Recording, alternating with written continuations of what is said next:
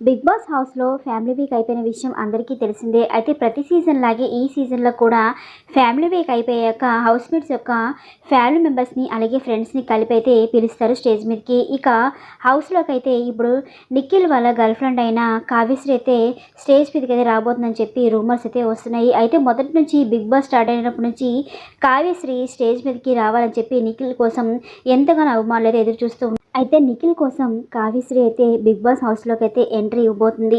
ఇక స్టేజ్ పైకి రాగానే నిఖిల్ కావ్యని చూసి చాలా షాక్ అయిపోతాడు. ఇక కావ్య కూడా నిఖిల్ని చూసి చాలా ఎమోషనల్ అవుతూ చాలా బాగా ఆడుతున్నావు నిఖిల్ నువ్వు, కానీ నువ్వు నీ ఫోకస్ అంతా ఇంకా గేమ్ మీద పెట్టి ఇంకా బాగా ఆడాలి, నువ్వు టాప్ 5లో ఉండాలని మనస్ఫూర్తిగా కోరుకుంటున్నాను, ఆల్ ద బెస్ట్ నాన్న అంటూ విషెస్ అయితే తెలియజేస్తుంది. ఇక మాట విన్న నిఖిల్ కూడా చాలా ఎమోషనల్ అవుతూ థ్యాంక్ యూ కావ్య అని చెప్పేసి అంటూ ఉంటాడు. ఇక కావ్య అయితే నీ కోసం నేను బయట ఎదురు చూస్తూ ఉంటానని చెప్పి కావ్య అయితే అంటూ ఉంటుంది. ఇక తర్వాత నాగార్జున సార్ అయితే కావ్యకి ఒక టాస్క్ అయితే ఇవ్వబోతారు.